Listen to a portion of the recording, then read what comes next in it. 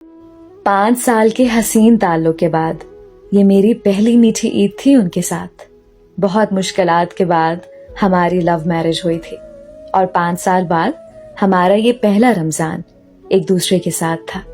इसलिए अपने ससुराल में ये पहली ईद थी मेरी, जिसका बहुत वक्त से इंतजार था। कई सालों के सारे वादे और कस्में इस खुशियों भरे मौके के इंतजार में थे। वादों के मुताबिक मेरे प्यारे शौहर ने ईद से कुछ दिन पहले ही मुझे ईद की शॉपिंग शुरू करवा दी थी। हम रोजाना इफ्तार और तरावी के बाद शॉपिंग के लिए निकल जाते और दोनों एक दूसरे की पसंद के मुताबिक कपड़े और जूते खरीदते। आखिरी रोजा हुआ तो सब ईद के चांद के इंतजार में थे। मैं अपने शौहर और ससुराल के साथ छत पर गई। हम सब चांद ढूंढने लगे। इतने में मेरी छोटी नंद ने बहुत खुशी से बोला, वो रहा चांद अम्मी। सब बोले, कहाँ है? वो देखें, उस बड़े बादल के बिल्कुल नीचे। हम सब ने एक साथ देखा और सब जोर से बोले, हाँ वो है, वो देखो वो है। हम सब के चेहरों पे बहुत खुशी थी। मेरे शौहर ने मेरी तरफ देखा और मुस्कुराने लगे। हम सब ने चांद देख के अपने रोजों और इबादतों की कबूलियत के लिए अपने अल्लाह से दुआएं मांगी और तमाम मुसलमानों के हक में बेहतरी के लिए दुआ गो हुए। दुआ मांग कर सब ने एक दूसरे को चांद रात की मुबारक दी और गले मिलने लगे। छोटी नंद तो खुशी के मारे फौरन नीचे भाग गई कि मैंने मेहंदी लगवानी है। सब लोग नीचे चले गए। मैं भी नीचे जाने लगी तो उन्होंने मेरा हाथ पकड़ लिया। बोले, कहाँ चली आप?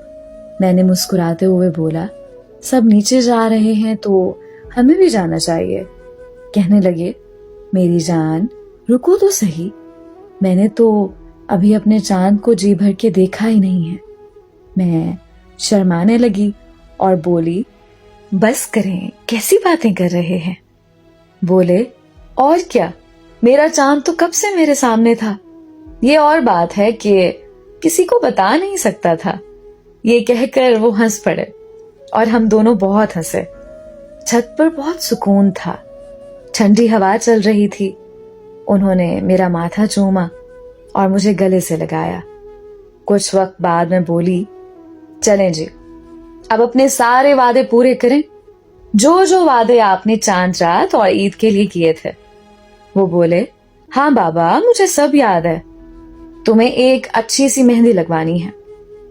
सिर्फ मेहंदी? जी नहीं, आपने बोला था चांद रात में मेहंदी लगवाने के बाद आप मुझे चूड़ियां भी लेकर देंगे और गोलगप्पे आइसक्रीम भी खिलाएंगे। उफ अल्लाह, तो मैंने कब मना किया है बेगम? चले चलते हैं और सब जल्दी से निपटा कर आते हैं। सुबह ईद है और जल्दी उठना है। जी जी, अब आपको नींद के झोंके तो आएंगे। सुन लीजिए, जब तक मेरी सारी तैयारी मुकम्मल नहीं हो जाती आपको कोई छुट्टी नहीं है। आप नहीं सो सकते। अरे यार, कहाँ फंस गया शादी करके? अच्छा खासा था कमारा। साहिल, ये क्या बात हुई? आप अभी से पछता रहे हैं? मैंने उदास होते हुए कहा।